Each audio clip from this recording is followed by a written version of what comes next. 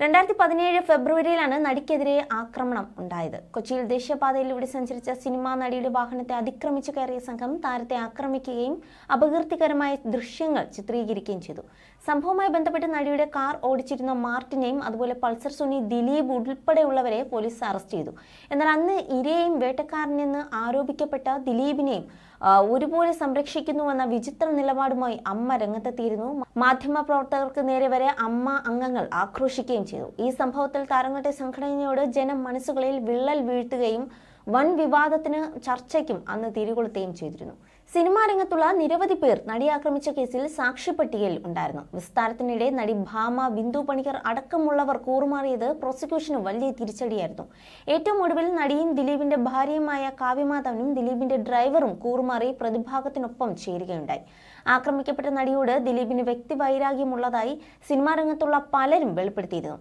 ദിലീപ് ആക്രമിക്കപ്പെട്ട നടിയും തമ്മിൽ വാക്കുതർക്കമുണ്ടായ സംഭവം നേരത്തെ അന്വേഷണ സംഘത്തിന് മൊഴി കിട്ടിയിരുന്നു. താരസംഘടനയായ അമ്മയുടെ സ്റ്റേജ് ഷോയുടെ റിഹേഴ്സൽ ക്യാമ്പ് കൊച്ചിയിൽ വെച്ച് നടന്നപ്പോൾ ദിലീപും നടിയും തമ്മിൽ തർക്കമുണ്ടായ സംഭവത്തിന് കാവ്യം അടക്കമുള്ള ചിലർ സാക്ഷികളായിരുന്നുവെന്നാണ് മൊഴി ലഭിച്ചത്.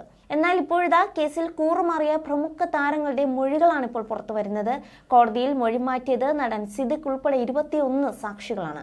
ബിന്ദു പണിക്കർ, ഭാമ, നാദിർഷ, ഇടവേള ബാബു എന്നിവരും കൂറുമാറിയിരുന്നു. പോലീസിന് നൽകിയ മൊഴി കോടതിയിൽ മാറ്റിപ്പറയുകയായിരുന്നു. കേസിൽ നിർണായകമാകേണ്ടിയിരുന്ന മൊഴികളാണ് സംഘം മാറ്റിപ്പറഞ്ഞത്. സിദ്ദിഖ് ഉൾപ്പെടെ മൊഴി മാറ്റിയത് 8ാം പ്രതി ദിലീപിന് അനുകൂലമായി. ദിലീപിന് ആക്രമിക്കപ്പെട്ട നടിയോട് പൂർവ്വ വൈരാഗ്യം ഉണ്ടായിരുന്നുവെന്ന് അമ്മ മുൻ ജനറൽ സെക്രട്ടറി കൂടിയായ സിദ്ദിഖ് പോലീസിന് മൊഴി നൽകിയിരുന്നു. കൊച്ചിയിലെ അമ്മ റിഹേഴ്സൽ ക്യാമ്പിൽ ദിലീപ് ഇക്കാര്യം തന്നോട് പറഞ്ഞു. ആക്രമിക്കപ്പെട്ട നടിയെ നേരിൽ കണ്ടാൽ തല്ലുമെന്നും ദിലീപ് പറഞ്ഞു. പ്രശ്നപരിഹാരത്തിന് താൻ ശ്രമിച്ചു. ആക്രമിക്കപ്പെട്ട നടിയുമായി സംസാരിച്ചിരുന്നുവെന്നും സിദ്ദിഖ് മൊഴി നൽകിയിരുന്നു. എന്നാൽ പിന്നീട് സിദ്ദിഖ് കൂറുമാറിയതായി പ്രോസിക്യൂഷൻ കോടതിയെ അറിയിക്കുകയായിരുന്നു.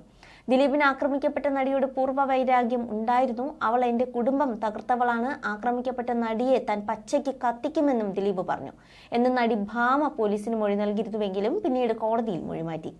നടി ബിന്ദു പണിക്കരും പോലീസിൽ പറഞ്ഞ മൊഴി മാറ്റി പറഞ്ഞിരുന്നു. കാവ്യമാധവൻ കരഞ്ഞു എന്നതുൾപ്പെടെ ബിന്ദു പണിക്കർ പറയുന്നു.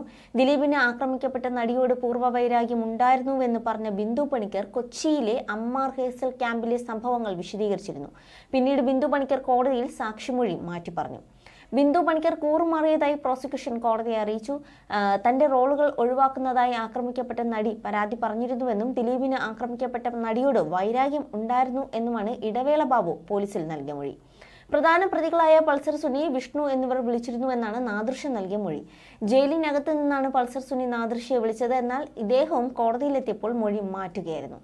You're watching me on metromatney.com. on metromatney.com.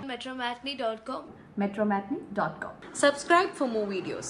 Subscribe for more videos. Subscribe here for more videos. Subscribe now. Thank you.